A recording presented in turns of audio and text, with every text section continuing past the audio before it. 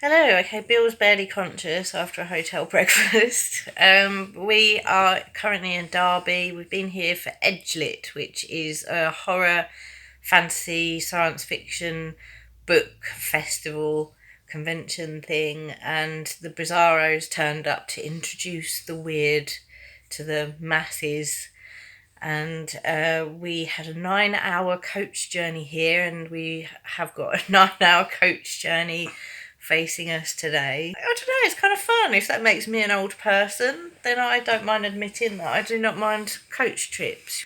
Then we did a performance. It was me and Danny did readings, Duncan did a really lively reading, and Chimpy did a game show called Real or No Real, where people had to guess if what he was saying on pieces of card was a real thing or not. I nearly went home with more books than I arrived with because I bought like three or four. And then we went through an art exhibition of Megan Broadmeadow. I was very excited because I saw the picture. It was at the Quad, which is an art centre type thing in Derby. There was like a VR thing that you put on your head, and it took you into like surreal visions, and this figure kind of came out at you, and then you went through like a crazy hall of mirrors, and it was all sci-fi and very interesting. I enjoyed it lots. And they had some sort of live thing as well in the town centre, which was nice. It had all like it was like a carnival. It had all like local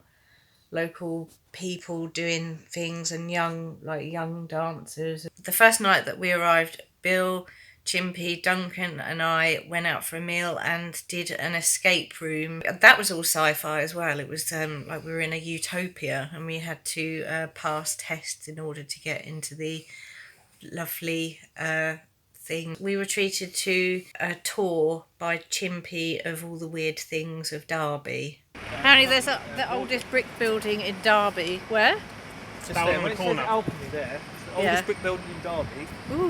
Now, what they have the ghost known as the Blue Lady, and she will pass you on the stairs, and people downstairs won't know she's there. Fun fact: the boss I used to work for when I worked in the pub used to own that, and the first night he owned the place, the locks broke on the door. Yeah. So he got two members of staff and paid them 50 quid to spend the night. Yeah. They woke up in the middle of the night, unable to move. Ooh. Like night terrors or sleep paralysis, I can't tell you. They couldn't move. They were stuck there, frozen on the floor, unable to move. 6 months later, there was a fire upstairs, unexplained. How the fire started. The fire department didn't give no answers. It was cross. So yeah. Oh. Mysterious fires, blue ladies, people unable to move. Quite a terrifying place, and I would not step foot in. You can still see the old cobblestones in the old house on the right. Modelled by Duncan. And sometimes an apparition will gaily dance around. No one's seen it before, but you know. No one's seen it. It's there now. So that was fun as well.